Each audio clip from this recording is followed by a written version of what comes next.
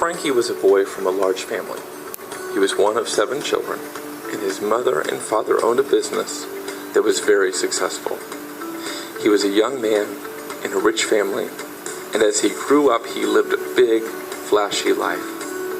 But Frankie was also incredibly compassionate. His father owned a store, and one day his father had sent him out to sell some products. He was selling when a beggar came up asking for money.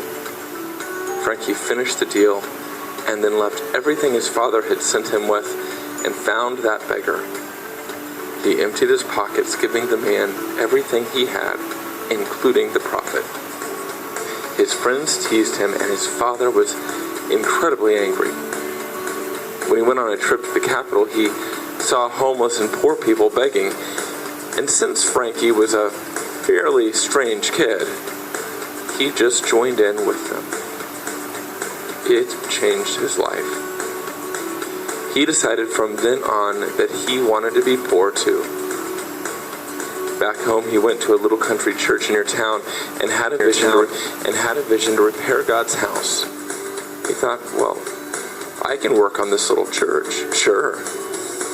He went and got some things from his father's store and sold them to make money for that little church. His father was angry.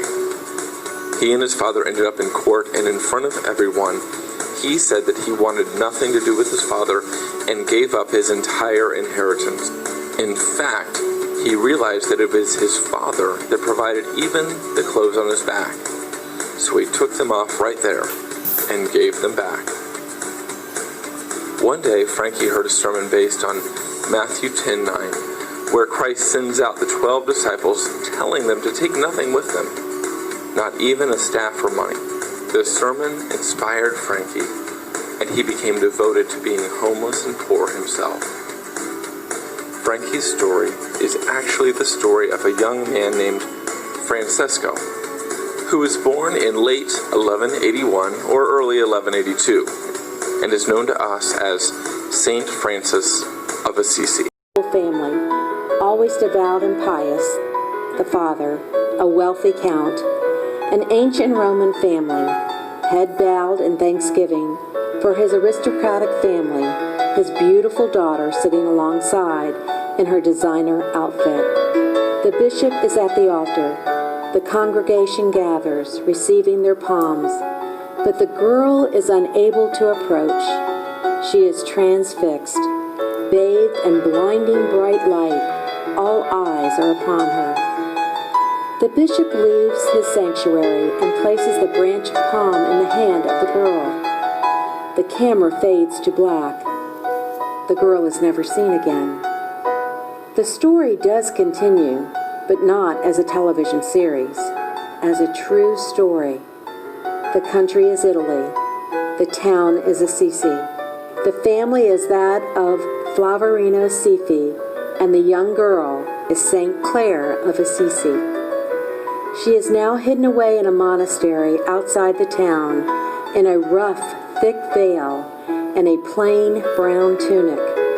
Her head has been shaven, and she has tossed away her Easter finery and the hopes and dreams of her family.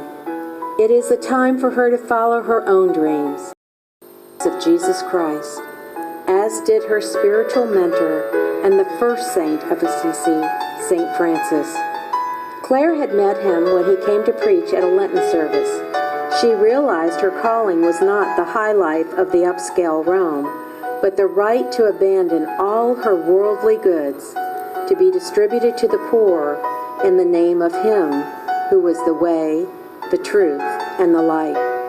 St. Francis had immediately recognized her as a chosen soul and agreed to help her begin her life with Christ. He placed her in a humble chapel in San Dominino. Her dedication attracted others, and thus became the Poor Ladies of St. Clare, a monastic life for women, honoring the life and word of their Lord by living in poverty, manual labor, and prayer.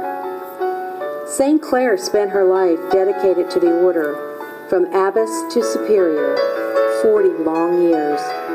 She was instrumental in writing The Right of the Clares, a rule for health. She was said to be able to see and hear the Mass on the walls of her austere room.